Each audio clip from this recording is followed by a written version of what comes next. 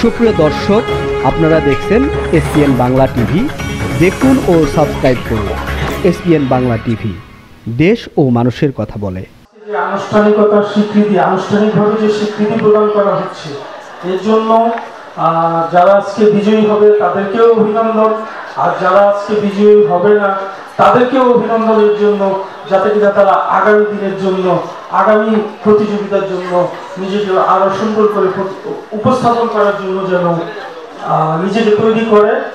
আর পাশাপাশি হচ্ছে যে সবচেয়ে অনাকাঙ্ক্ষিত যে দুর্ঘটনা, জুলাইয়ে মাইলস্টোন স্কুল অ্যান্ড কলেজ, সেই কোমলমতি ছোট ছোট বাচ্চাদের জন্য আমি আমার পক্ষ থেকে এবং অনুষ্ঠানের পক্ষ থেকেও সমবেদনা জ্ঞাপন করছি।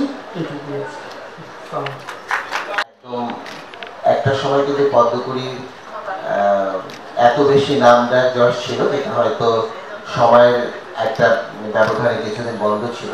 এখন আবার আশা রাখি যে নতুন করে খুব ব্যাপ্তি ছড়াবে এবং আপনারা সবাই ভালো করবেন। আপনাদের সবাইকে ধন্যবাদ। আসসালামু আলাইকুম। পড়াশোনা ঠিক করে তোমরা অন্যান্য কাজগুলো করবো, এই থাকবে। কারণ একজন ভালো খেলোয়াড় কিন্তু ইংলিশে কথা বলতে না পারলে মাঠের মধ্যে তাকে খুব ছোট মনে হয়। একজন সাংস্কৃতিক কর্মী তাকে ভালো ইংলিশ, হিন্দি, উর্দু সবকিছু বলতে হয়। একজন নৃত্যশিল্পী তাকেও ভালো লেখাপড়া জানতে হয়। এই জন্য এই সাংস্কৃতিক এই কর্মকাণ্ডের সাথে লেখাপড়াটাকে খুব শক্তভাবে চালিয়ে যেতে হবে।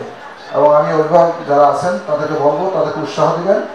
একবার যদি না পারে তাদেরকে বুঝাবেন যে তোমাকে এটা করতে হবে, পারবা, তোমার দ্বারা সম্ভব।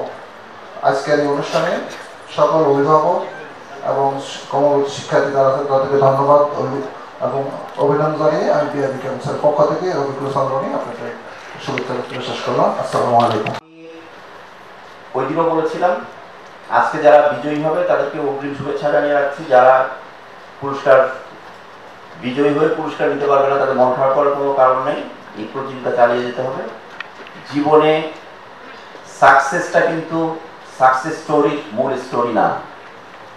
পৃথিবীতে যত সার্থক এবং সফল ব্যক্তি আমরা দেখি, তাদের সাফল্যের পিছনে অসংখ্য ফেইলিউর আছে। ওইটা মাথায় রাখতে হবে এবং কখনোই কোনো কাজে বাধা পড়া বা পিছিয়ে পড়ার কারণে থেমে যাওয়া যাবে না, এগিয়ে যেতে হবে।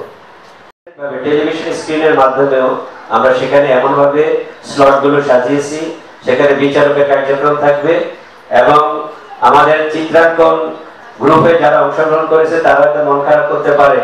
কালকে অনেক গার্ডিয়ান গ্রুপে লিখেছ যে চিত্রাঙ্কনের বাচ্চারা তাহলে কি করে, ছবি আঁকবে? আসলে আমি সেখানে উত্তর দেইনি। আর চিত্রাঙ্কনের বাচ্চাদের জন্য আমি একটি বিশেষ আকর্ষণ রেখেছি। চিত্রাঙ্কন গ্রুপে যারা আছে ওদের সাথে আরো 3টা ইভেন্ট যোগ হবে। তাদের থাকবে আবৃত্তি, উপস্থাপনা এবং সংবাদ পাঠ। আমরা আবৃত্তি, উপস্থাপনা, সংবাদ পাঠ চিত্রাঙ্কনের সাথে যুক্ত করবেও